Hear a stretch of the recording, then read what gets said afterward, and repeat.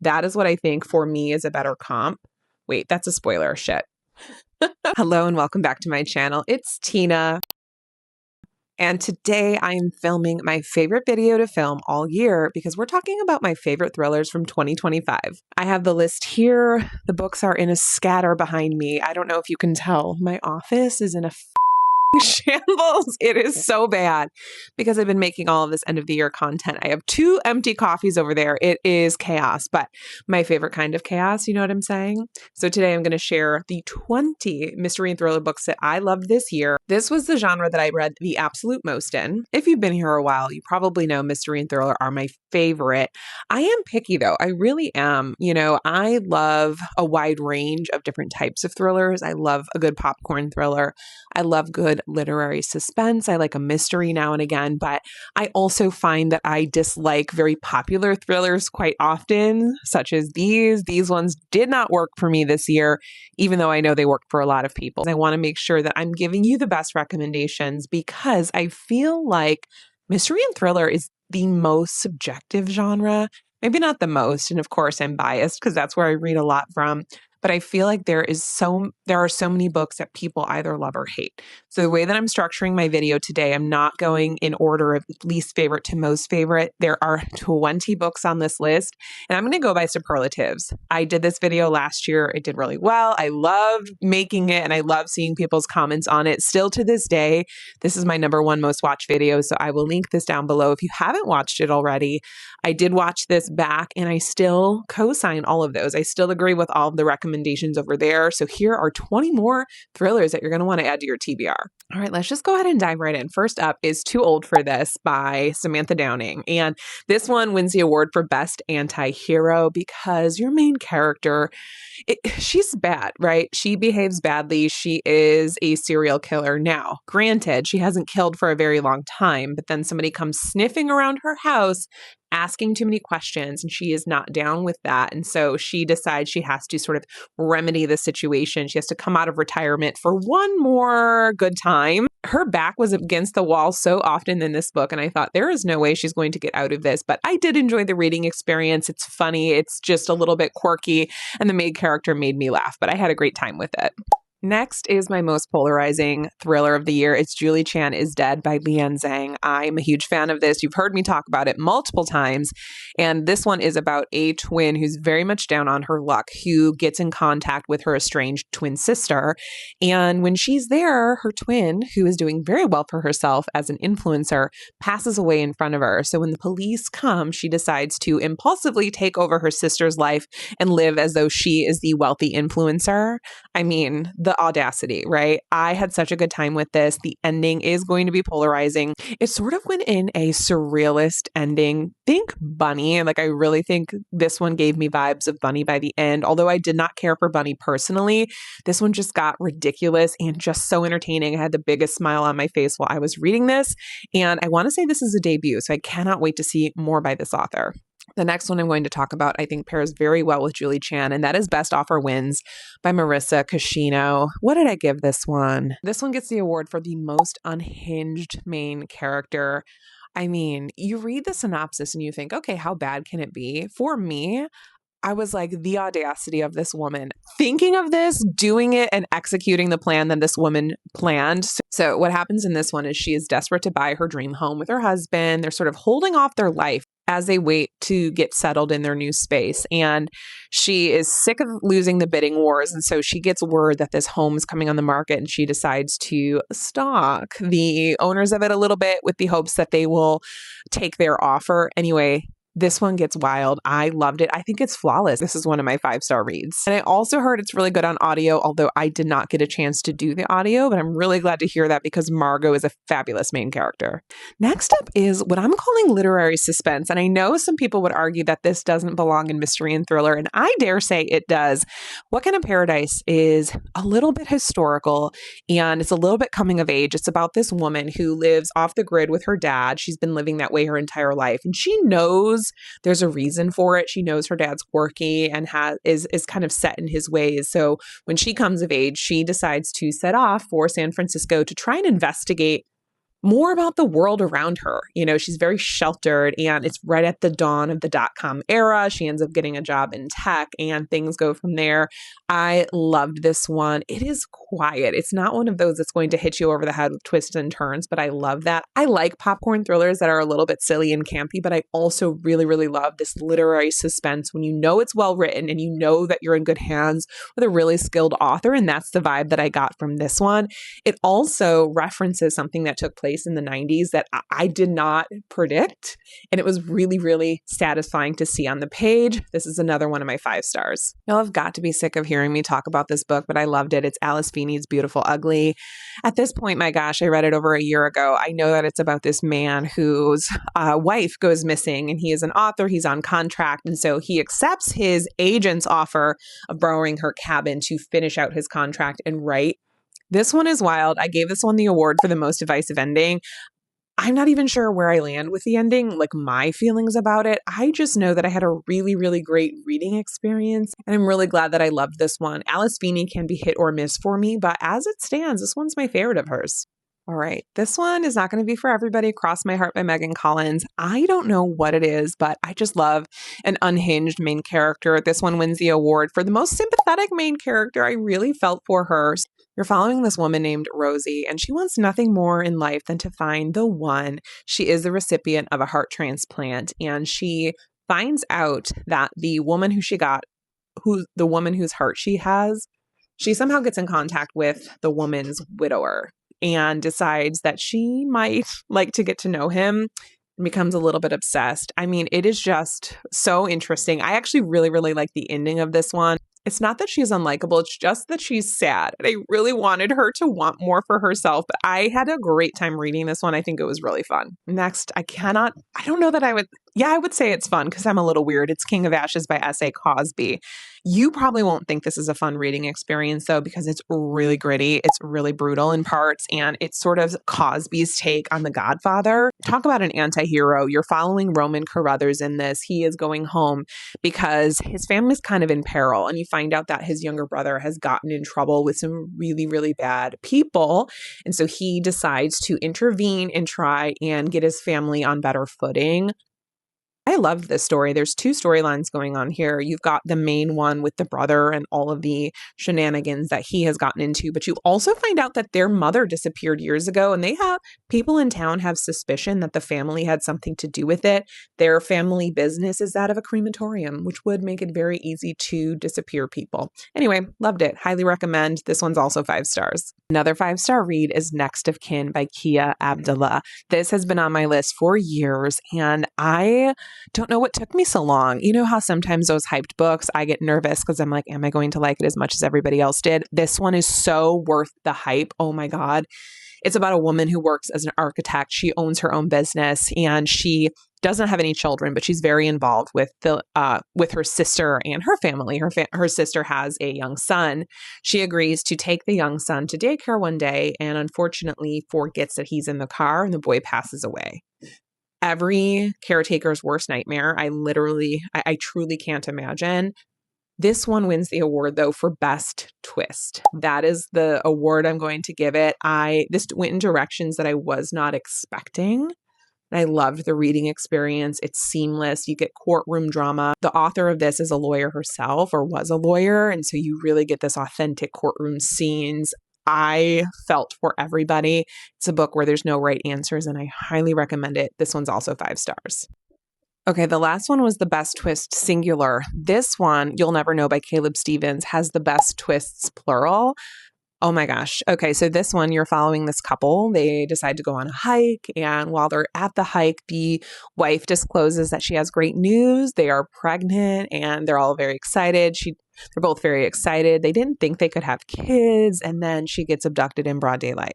She literally gets kidnapped, and the kidnappers have very specific requests of Grant.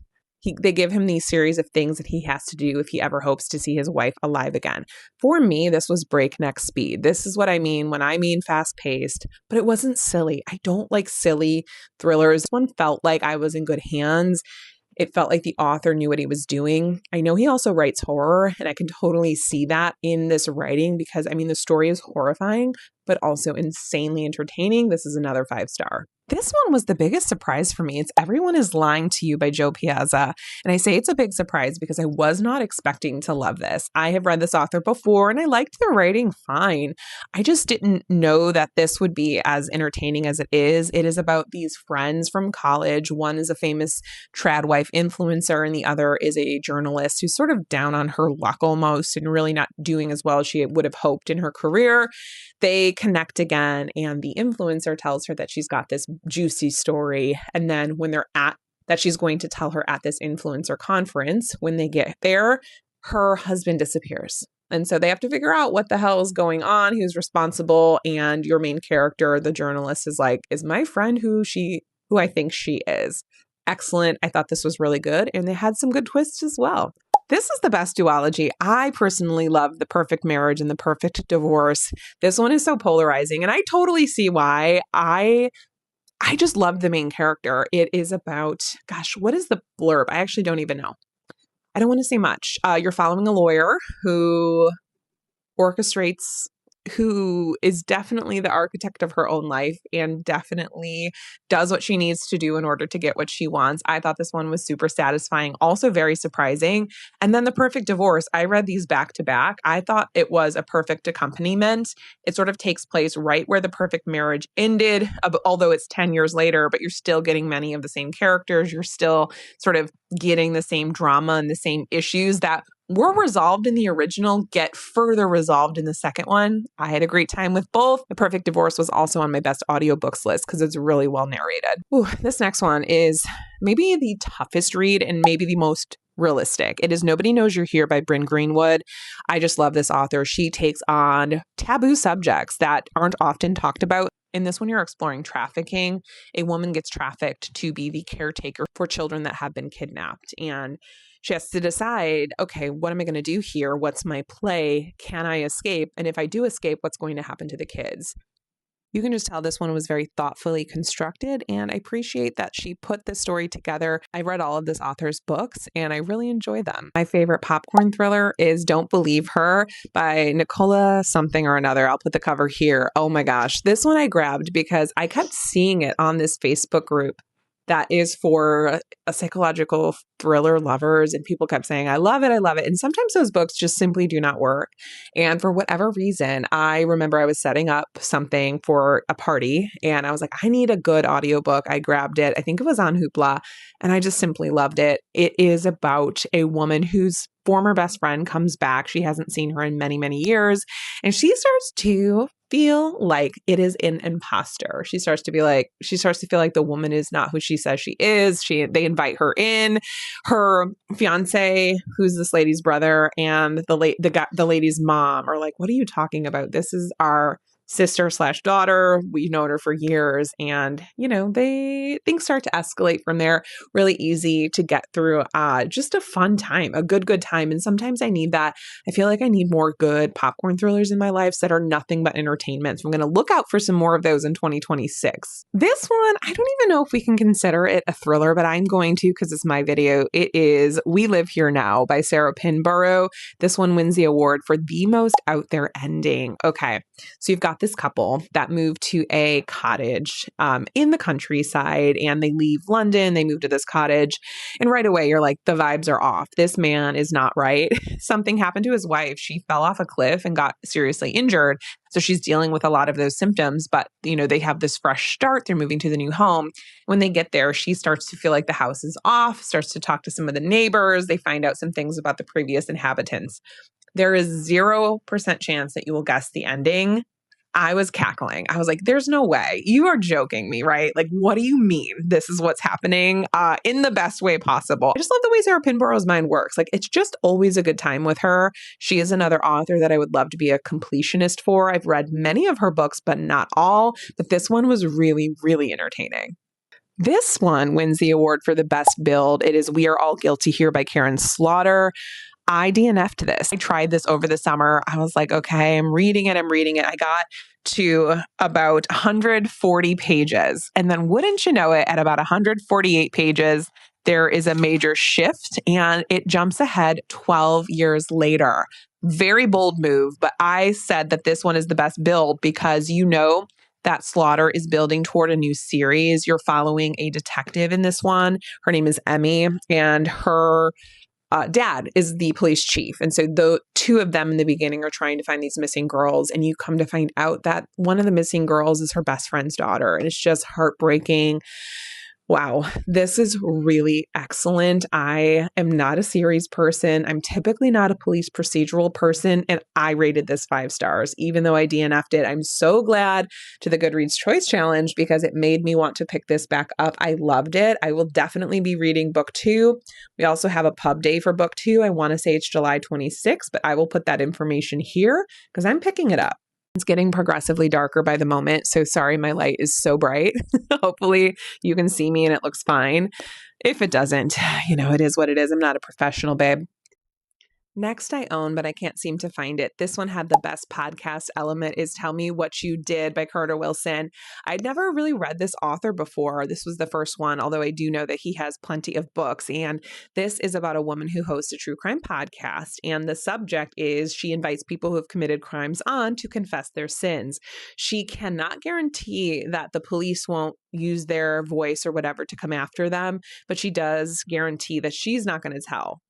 So don't know how she gets away with that. But anyway, someone then comes on her show once who claims to have committed this crime that she knows that they can't have done because she's the actual one who did the thing. I love this. This is great for fall, great around Halloween time because you're sort of counting down to Halloween night when this person, you find out something is going to happen on Halloween. I don't want to say much more than that. It's sort of this countdown. I thought the build was great and I was hooked. I was on the edge of my seat. The best unreliable narrator I read this year is Hush Little Baby by R.H. Herron. I knew nothing about this book. I grabbed this because I did a podcast episode on reading books like it's 1997, reading books we know nothing about. We didn't pick them up because of social media or reviews. We just sort of went to the library and grabbed what we saw on the shelves. And I'm so glad that I hit this one because I think it's so wonderful. It's about a pregnant woman who is pregnant with her ex's egg and they're no longer together. She's still, of course, going to give birth and she's about to give birth at any point. And then she starts to believe that her ex and the ex's new partner are messing with her in order to get custody of their unborn baby. The things that she did in this one, you find out that she is an OBGYN, but she is on a break because you find out some really messed up things happened in her career. This is juicy. It's over the top. It's like totally a motherhood story, but I absolutely ate this up. I thought it was fabulous. Will the popularity of this one ever stop? I am not sure. It's God of the Woods by Liz Moore. This one wins the award for one that lives up to the most hype because this one won Best Book of the Year, Thriller and Mystery by Goodreads Choice last year, but I did read it this year. Also, Taylor Swift had just had it featured on her new docuseries, so I'm sure a lot more people are picking this one up. Gosh, this is what I would call literary suspense, and I'm almost even like, okay, how do I describe it? You have this summer camp, and you're sort of following dual timelines. This is about a teenager who vanishes summer camp that they're at, and then many years later, another person disappears from this camp, and it turns out they were related. Oh gosh, this one's about class. This is very much a have versus the have-not story. Really well narrated. Saskia Marleveld is the narrator. And it's long. You're going to have to be patient with it. But I thought the payoff was really worth it. I had a great time. Okay, this next one is the most satisfyingly constructed. It is Look Closer by David Ellis. And this is one that I've heard for years and years that people loved it. And I never read this author. It was just one of those ones that was on the back burner. I kept putting it off. And this year I finally grabbed it. Also, this one's really good for Halloween too, similarly to Tell Me What You Did, because it opens on Halloween night when a person dressed like the Grim Reaper murders this very wealthy socialite in her own home. What the hell? And you find out who it is. Oh my gosh, this one was so satisfying because there's a lot of elements that get introduced and I'm like, how is that going to come back into play? I'm not quite sure. Are we going to see this person again? What all is going on? But I was so delighted. It all came together beautifully. And it's just one of those books that you have to trust in the author. You know you're in good hands. In 2026, I want to read his other book, The Best Lies. This one here, I'm definitely going to read that in 2026. Hold me to that because I have a feeling a year from now, you're going to be hearing me talk about that book on my favorite thrillers of 2026. Last but not least, The Missing Half by Ashley Flowers. This is about two women whose sisters were abducted in close proximity to one another, but they are both cold cases. And so it's now years later, and the women link up to try and solve the mystery of what happened to their sisters. Now, this is a slower burn. The main character is frustrating. She has this arrested development. I just wanted to shake her and say, get a hold of your life. Do the things that you need to do for yourself. Quit living in the past. Easier said than done, I'm sure. This one has made my list because of the ending. I'm talking the last couple pages. I was sitting there like this, with my AirPods in, like, no freaking way did the author go there. I thought this was really fun, and I was very pleasantly surprised. I did not have many expectations going into it, but I thought it was really good. All right, so if you just want the best of the best, these are the ones that I rated 5 stars this year. Next of Kin by Kia Abdullah, Look Closer by David Ellis, Best Offer Wins by Marissa Cashino, We Are All Guilty Here by Karen Slaughter, King of Ashes by S.A. Cosby, God of the Woods by Liz Moore, What Kind of Paradise by Janelle Brown. So those are my favorite thrillers from 2025. I had such fun making this video. I'm so happy to share these with you. If you pick up these books, definitely let me know what you think of them. Also in the comments, please be sure to tell me your favorite thrillers of the year, if there's any authors that I need to look into for 2026. I read a lot of thrillers this year, but maybe not as many as I could. I want to continue to read more because, of course, it is the most satisfying genre. When they're done well, they really, really make me happy. So don't forget to like this video and subscribe to my channel if you haven't already, and I'll see you in my next one. Bye.